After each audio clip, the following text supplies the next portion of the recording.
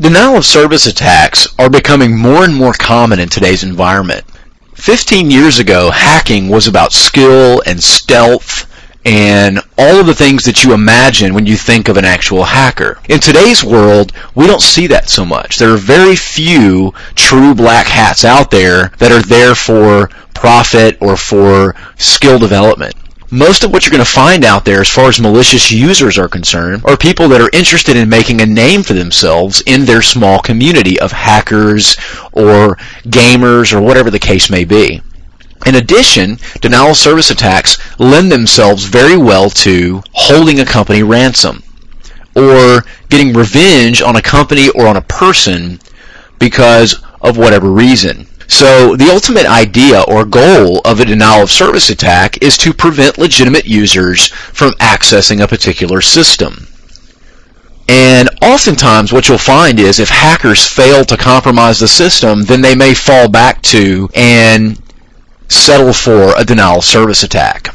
Now, as far as the amount of skill required to run a denial of service attack, it's actually very simple. There are a lot of tools available for it. There are a lot of exploits for it. But again, you don't gain anything from that. So one might ask the question, why do people do it? And it kind of goes back to that trying to make a name for themselves or threatening a company that they'll shut their servers down if they don't comply with this person's demands. So they are definitely a very real threat and should be treated very seriously.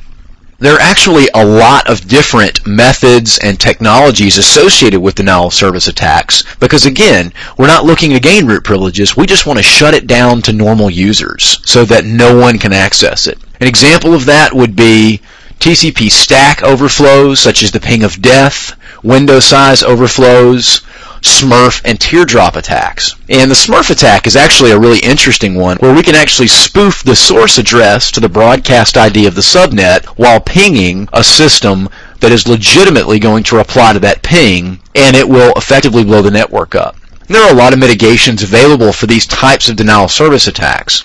User access denial of service attacks include intentionally locking users out of systems. An example of that would be to try logging in as a user 3 times so it would lock their account. If you do that, parsing every potential user account in the domain, you shut the company down by locking all of their user accounts out.